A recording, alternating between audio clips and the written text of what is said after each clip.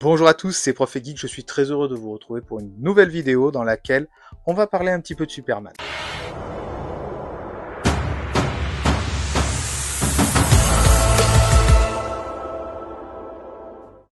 Ah, Superman, l'homme d'acier, le dernier fils de Krypton, le super-héros le plus puissant de l'univers de DC Comics. Un super-héros que j'ai eu du mal à apprécier pendant très longtemps puisque vous le savez sûrement, moi je préfère l'univers de Batman, humain revanchard qui dépasse ses limites, le meilleur enquêteur du monde.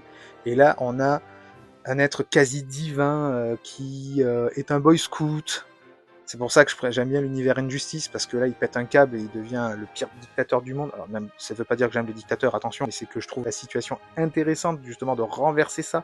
L'opposition Batman-Superman était intéressante dans cet univers-là de Tom Taylor. Mais là, aujourd'hui, on va parler d'autre chose, de sentiments positifs, on va parler d'amour. Si je vous dis l'amour de Superman, vous allez me répondre Lois Lane. Eh ben, vous avez tort, puisque Superman a été aussi avec Wonder Woman. Une histoire qui a été racontée dans l'univers New 52, qui a relancé la publication de DC Comics après de grands événements comme Crisis on Infinity Earth, comme après le Flashpoint, et on avait l'occasion de relancer des titres. C'était intéressant le New 52, c'était 52 séries qui étaient relancées à zéro. Et du coup, on avait des tomes sur Superman, sur Wonder Woman, sur Batman, sur plein d'autres héros, dont on n'a pas tout lu en France. Malheureusement, Urban n'a pas pu tout sortir. C'est un peu dommage, mais on est passé à côté de certains titres qui pouvaient être intéressants, dont d'autres titres qui n'ont pas été complétés, malheureusement. Mais bon, maintenant on va pas refaire le monde. Et un run intéressant qu'il y avait eu, c'était le run sur la Justice League New 52 qui était sympathique et qui se concluait par justement Superman et Wonder Woman qui se rapprochaient. Du coup, on ne savait pas trop ce qui allait se passer entre les deux personnages, et une série Superman Wonder Woman était sortie pour nous raconter tout ça. Il y avait eu 3 titres. Alors ne me demandez pas pourquoi j'ai voulu lire ça, en fait ils étaient pile en face de moi lorsque je suis assis. Je me suis dit tiens, 3 tomes, c'est plutôt facile à lire, ils sont pas trop épais, j'ai besoin de descendre ma palle. J'ai envie de lire du Superman en ce moment, ne me demandez pas pourquoi. Je vous ai d'ailleurs proposé la mort de Superman dans ma vidéo sur le choix de ma prochaine lecture que vous pouviez faire. Ça n'a pas de rapport avec la sortie du film de James Gunn que j'ai vu, qui est différente de la vision de Snyder. Alors j'ai une préférence pour la vision de Snyder par contre, mais ça c'est les goûts de tout un chacun. Et je trouvais surtout intéressant de voir qu'est-ce que ça allait donner cette histoire. Alors c'est pas la première fois d'ailleurs qu'on a une romance entre les deux personnages. Vous aviez déjà dans l'univers d'Alex Ross Kingdom Come un rapprochement entre les deux personnages, et c'était justement tout un enjeu du tome qui était intéressant et qui était mal vu par Batman. Là, c'est pas le cas, du coup. Les super-héros sont au courant que les deux personnages sont rapprochés. Le grand public ne le sait pas. Et justement, c'est ça l'enjeu, c'est que Wonder Woman veut assumer son couple, alors que Superman, lui, déjà, l'identité secrète, c'est ultra important pour lui. Alors, la vie de couple, faut pas en parler.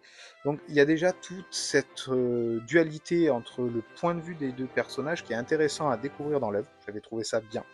Et bon, il y a quand même des scènes où ils vont enquêter sur des trucs et se battre ensemble sur divers points pour assumer leur couple au début. En tout cas, avant la révélation au grand jour de leur amour. Ça y est, tout le monde est au courant dans les tomes. Et là, on arrive justement sur un des points qui est un peu problématique, c'est que vous avez une série de 3 tomes qui s'enchaînent techniquement, chronologiquement, mais qui sont pas groupés. C'est-à-dire qu'entre ces récits, il y a d'autres récits qui s'intercalent. Et c'est là qu'on a un problème, c'est que il faut tout avoir. Et il faut au moins tout connaître. Parce que, par exemple, à la fin du premier tome, il faut lire Superman Doomed, avec Doomsday qui apparaît dedans, pour avoir la suite du récit. Alors, j'ai le titre, mais je ne l'ai pas lu, moi. Donc, je suis arrivé, j'ai quand même enchaîné Superman Wonder Woman, mais j'ai pas fait de pause pour me dire, tiens, je vais aller là. Et le problème qu'on a, c'est un peu plus tard, notamment dans le tome 3, l'identité de Superman a été révélée, mais c'est pas dans ces titres-là. C'est dans un autre titre Superman où Lois Lane fait une révélation. D'ailleurs, la cover, on voit Lois Lane qui déchire la chemise de Clark Kent et on voit le costume dessous et a l'air surprise. Et c'est ça qui est un peu problématique. C'est problématique et c'est bien pensé à la fois parce que l'univers est connecté, c'est plutôt bien. Par contre, si on n'a pas tous les titres, et surtout que ces titres-là, maintenant ils datent, et que en plus en occasion je vous raconte pas les prix, faut vraiment que je fasse la vidéo là-dessus parce que j'en ai marre de voir des tarifs de fou. Si on n'a pas tout, on passe à côté de certaines infos. Alors il vous faut un petit encart à voir là-dedans. Il y a vraiment 2 lignes qui vous expliquent, mais pour moi c'est pas suffisant. J'ai envie d'avoir le jus, le sel, les conséquences qui sont là. C'est pas des actes anodins. Révéler l'identité de Superman, c'est pas un truc que j'ai envie de lire dans un encart. J'ai envie de lire l'histoire justement parce que c'est important. Donc c'est ça qui est vraiment problématique, c'est que les 3 tomes sont entrecoupés de récits de Superman et de Wonder Woman à lire, et je les ai pas forcément. Donc ça m'a un peu gâché. Je vous avoue, c'était un petit peu dommage parce que, en fait, l'idée est bonne. On sait très bien que Superman va pas rester avec Wonder Woman. On sait que l'amour de sa vie, c'est Lois Lane. Mais là, justement, dans ces titres, la relation avec Lois Lane, déjà on la voit très très peu, la personnage, mais quand on la voit, clairement, Clark Kent, il n'est pas copain avec. Parce que justement, vu les révélations qu'elle a faites, ça a gâché sa vie. Donc, c'est intéressant de voir après comment l'histoire d'amour peut se mettre en place entre les deux.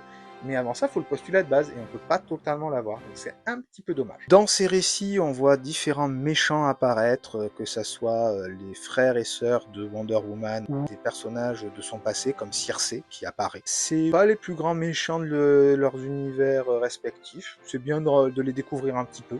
Alors, il y a des designs plus ou moins sympas, d'avoir fait Apollon en violet. Quand on pense au dieu du soleil, vous imaginez une améthyste vivante, je sais pas, mais ça c'était un poil dommage. Même si le personnage était intéressant et j'aurais bien aimé voir un peu plus dessus, alors sûrement dans les 6 tomes qui étaient parus chez Wonder Woman ou les différentes intégrales qui recoupaient le Run New 52, malheureusement je les ai pas, donc je ne pourrais pas découvrir ce personnage-là, ou pas encore. Il y a une suite entre les 2 premiers, il y a vraiment un laps de temps plus long avec le 3e, et c'est là que la cassure entre les 2 personnages iconiques d'ici apparaît. Et justement, comme je vous le disais, il faut avoir lu les autres récits avant, donc c'est un peu le problème que j'ai eu avec le tome 3, c'est que du coup, il y a vraiment un gap à passer, et là, on ne peut pas le faire si on n'a pas les récits. Donc, j'étais un peu sur ma faim, et un petit peu dégoûté. Ça reste quand même un bon run, j'étais content de le lire, mais voilà, c'est...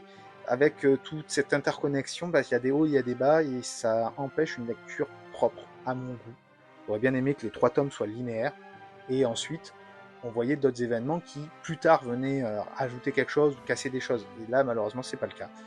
C'est pas parfait, mais je suis pas éditeur chez DC Comics. Jim Lee, si vous regardez cette vidéo, voilà ma critique. En tout cas, j'espère que cette vidéo vous aura plu. C'est peut-être pour vous l'occasion de découvrir que les 2 personnages avaient eu une relation amoureuse l'un avec l'autre, avec des charges différentes. Wonder Woman est devenue la déesse de la guerre. Superman, il n'est jamais tranquille parce qu'il entend la voix de tout le monde sur Terre, donc c'est compliqué.